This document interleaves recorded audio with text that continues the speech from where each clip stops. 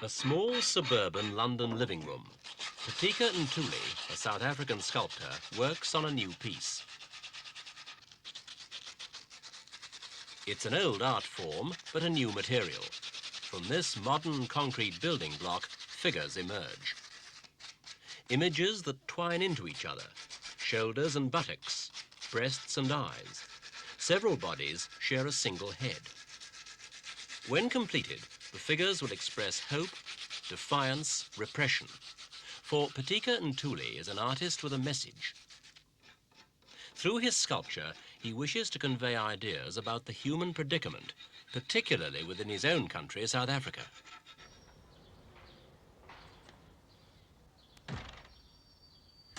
From his studio in Exile, Pitika's work is achieving recognition in Europe and the United States as well as Southern Africa. For him, sculpture, like poetry, is a means of expression. Is an eye that you see in my work an eye, or is it a breast? I journey into a child's mind where fragments are universes. I opened my eyes unto a breast. From its warmth and its tenderness, I received my sustenance, the essence of my being. An old woman called me crazy.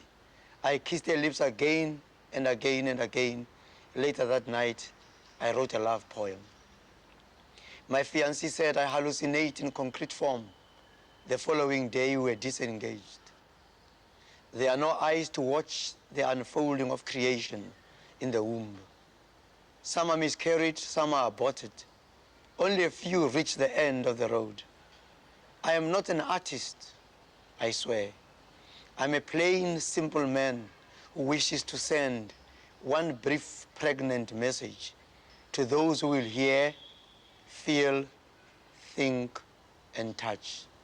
Now let us journey into a region of certain uncertainties, uncertain certainties. Let us begin. The story of 38-year-old Pitika Ntuli begins in the eastern Transvaal, South Africa. At this London exhibition of his work, a painting by a fellow artist portrays a coal truck in Witbank, the town in which he grew up. For Witbank is built on coal. This mining region lies 95 miles east of Johannesburg. Giant slag heaps loom out of the veldt. The coal mined here is an important element in the South African economy. Apart from coal, Witbank has one other claim to fame. Along these railway tracks, the young Winston Churchill made his escape from detention by the Boers in the Boer War. 80 years later, Witbank is a typical South African mining centre, a prosperous white commercial core and an outlying black township. My first memories are, of course, of Witbank. So many people were just moving now from the country into the city.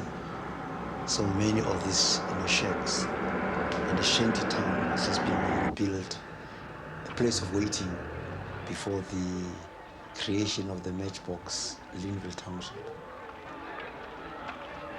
The mines of Witbank offered work to people from poor rural areas. Pitika's father, a minister, served their spiritual needs.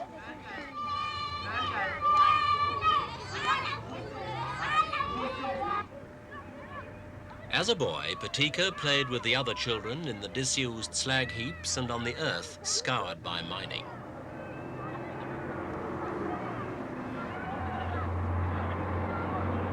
Ignoring the warnings, they also played hide and seek in the caves which pockmarked the coal slag. Pitika was educated at a church school. In politics, his elders looked to the Bible and men like Mahatma Gandhi. A better deal for South Africa's blacks could be achieved by non-violent protest. Sharpeville, 1960. South African police fired on a crowd of several thousand who had gathered to demonstrate against the pass laws. In a few minutes, 67 black South Africans were killed. At 17, this was a pivotal event in Pitika's political education. I remember the events where I was at secondary school then.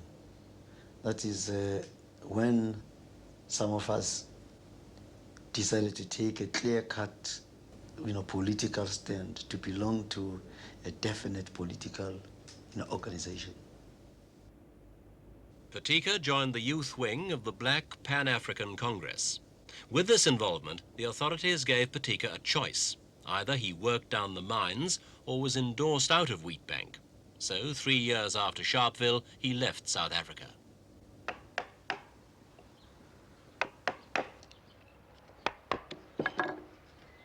Today, Pitika works at a craft he took up long after he left Witbank. He turned to sculpture when censorship inhibited his writing and poetry. The hammer and chisel provided an alternative means for expressing his ideas.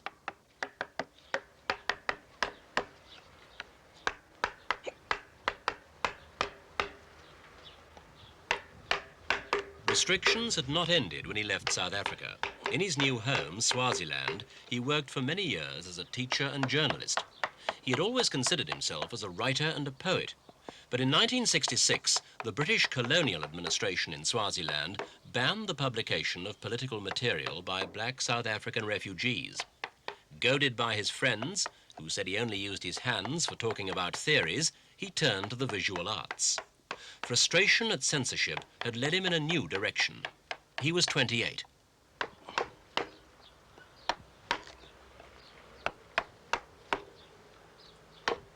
At first, he used traditional materials like wood, bone and soapstone. In 1970, he was commissioned to do a 15-foot stone panel for a Swaziland bank. Other public commissions followed, for the King of Swaziland and for the national museums. Pitika had found success in a medium free from censorship.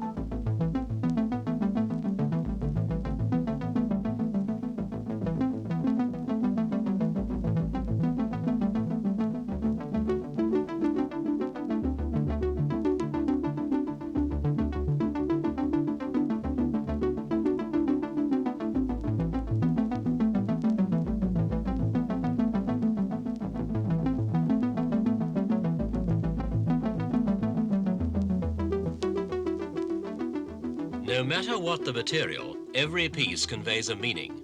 There is no such thing for Pitika as art for art's sake. My name is Pitika, which means to roll, and my surname is Ntuli, which means dust. Where I come from, everything must have a meaning. More so, art must be returned to its original form, to be functional, committed or committing, and it must also be collective. February 1978. Mourners attend the funeral of Robert Sobukwe, president of the Pan-African Congress. His death signaled a dramatic turn in Pitika's life in Swaziland. A struggle developed within the PAC over the choice of Sobukwe's successor. Pitika belonged to the radical faction of the PAC in Swaziland. He was their artistic chairman and had established an art workshop for musicians, poets and visual artists. But his faction lost the power struggle.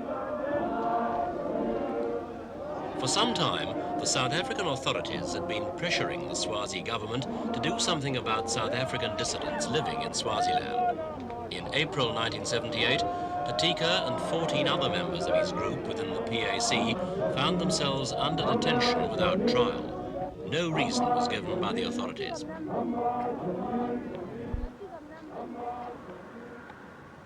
Held in a maximum security prison, he spent 9 months in solitary confinement.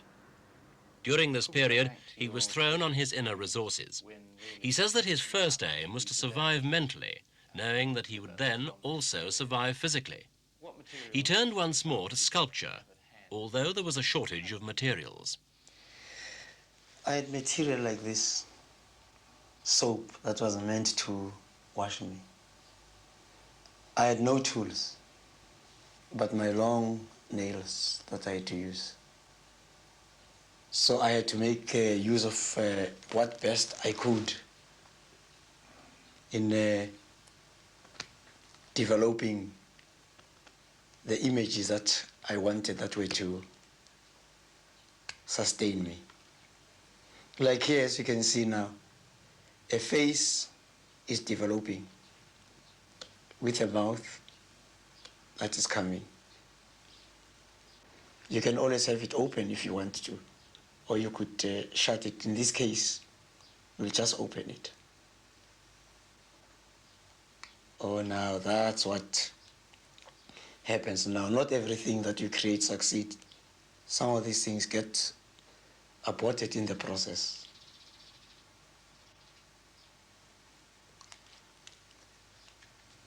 But it's a long sort of laborious, sort of process. You also take your time because as you create it, you are at the same time trying to beat this solitary confinement. You're always fighting against time. That is why even the rulers in my country are borrowing time by cosmetic, changes. Time is of much importance. While you were in prison, you changed the direction of your art. It became a lot less permanent, didn't it? It became art of the moment, if you like. Yes, again, that links again to some of the people we have in South Africa, the Ndebele, who have these houses that are, colorful designs. When the rain comes, it washes them off, and then they come with a new design.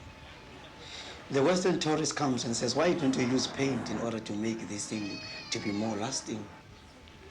The joke comes on the shoulders of the tourist for the people saying, oh, white people always believe that they can create a forever. We want to prove that we can forever create. So while in prison, I had to use bread.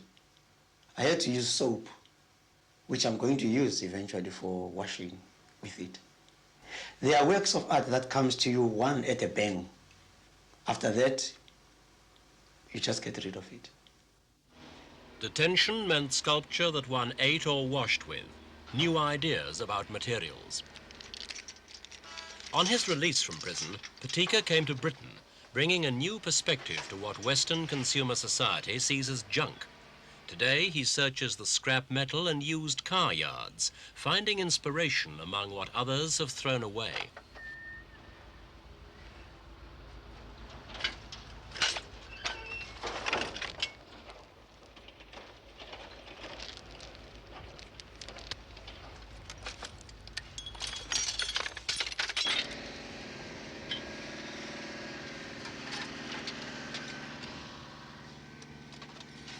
Britain has plenty of raw material, but for a year he had no permanent home in which to create. In solitary confinement, he had infinite time and finite space. On his release, he had time and all the space in the world, but no one place where he could sit down and work. Living with friends and in hotel rooms, he could only create in the street. Sculptures made from exhaust pipes, saucepans and chains were put together as he travelled round the country.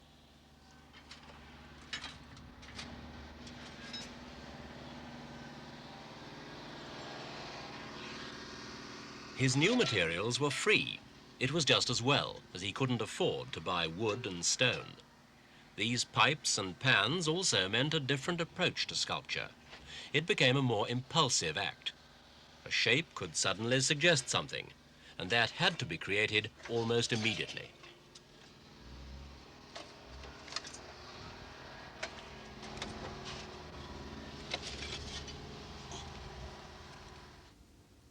His new work featured at his recent London exhibition, sculpture from items discarded by the affluent, pans and exhaust pipes, symbols of the dominant culture in South Africa. He has found a new use for them, to express repression.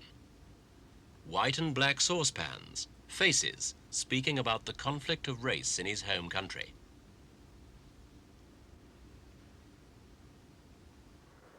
A chain found on a beach and rusted solid. It forms one continuous movement of arms, legs and body.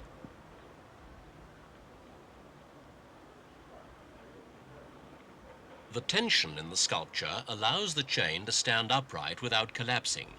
It reflects the tension that Pitika describes as necessary to his art, tension and commitment. This piece is called The Anatomy of a Fallen Hero. The main point here I was concerned with was to show the impossibility of defeat. The chain is symbolic of oppression.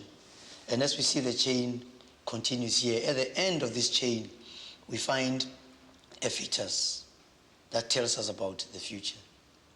And then, as it comes up here with his arm upraised, we show that this man was true to the end.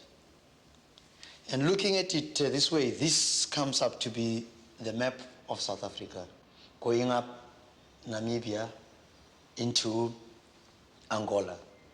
That the whole chain of what is happening in Southern Africa is interrelated. Pitika, you're a poet and you've been a journalist, and now you've turned to sculpture. Why sculpture to get your message across? One is compelled to use whatever means are available to express particular ideas about things that one strongly feels about, and sculpture just happens to be one of those means of expression.